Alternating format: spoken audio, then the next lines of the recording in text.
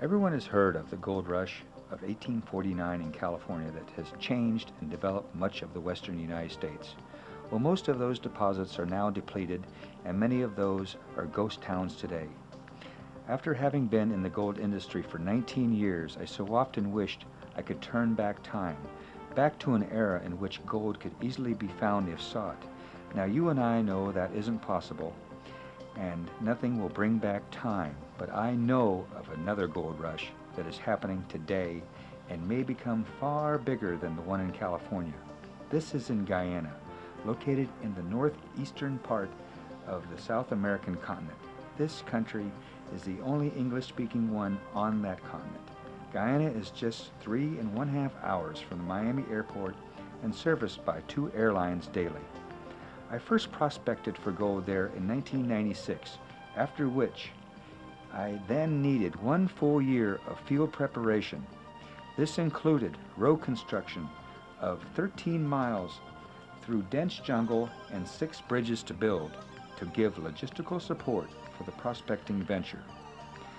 Most of this was done by chainsaws and hand labor. The road is done today, and I've been producing gold for about 6 months now through a system called land dredging. This is my story, and unlike most stories, this one contains something different.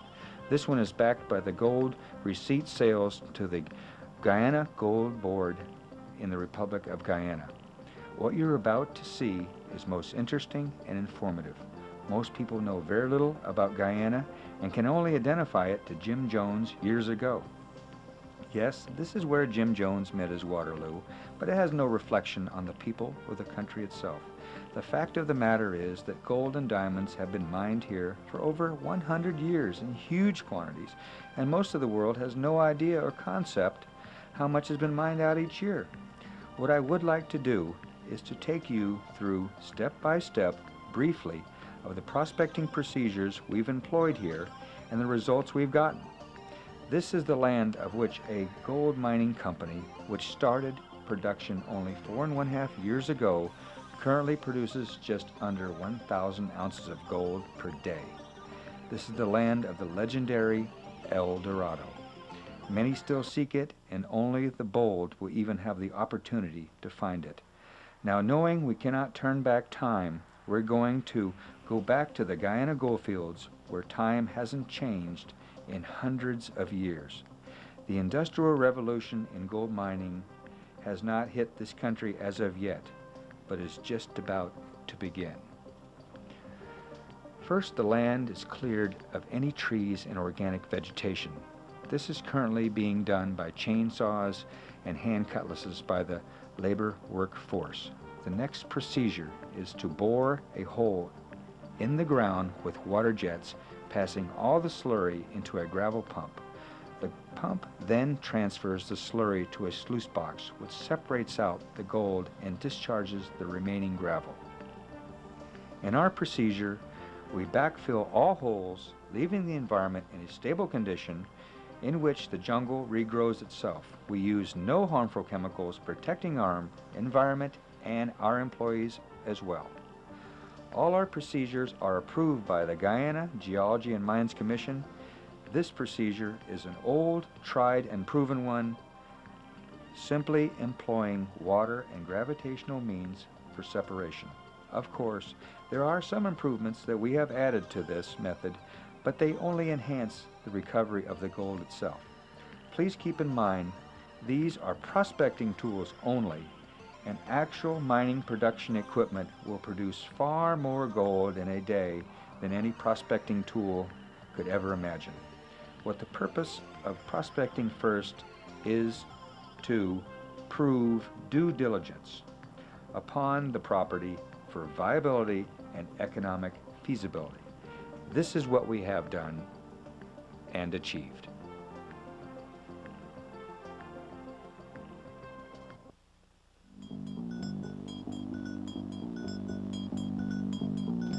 Now let's get into the procedures we are currently employing for the recovery of the gold itself.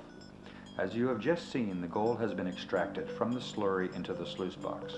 Our next steps are to clean the box and the mats very carefully.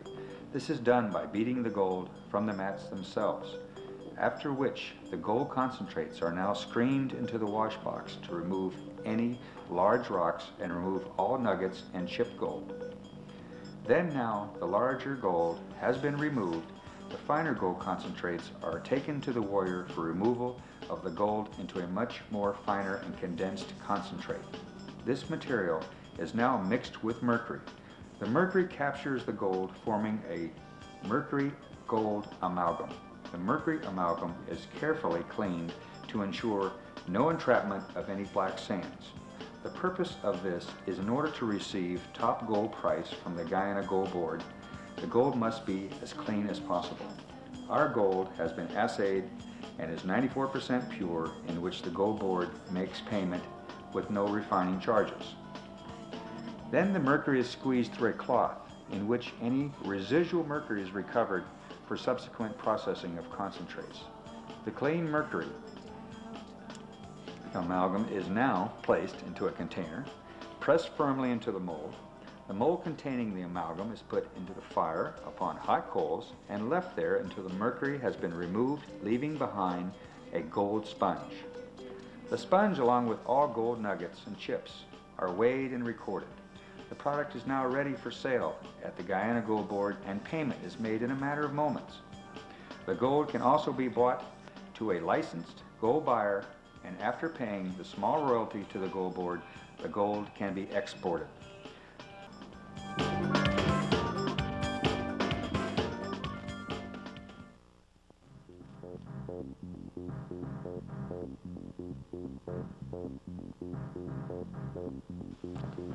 I would like to speak of our mineral claim in which we are presently working. This claim is 1,190 acres in the Oku Mountains. We are presently working on the land on both sides of Arawak Creek.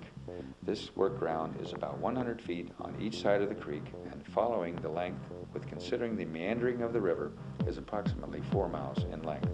Our prospecting team has made numerous pits further downstream, only to find the ground is of equal value to double in value in some areas.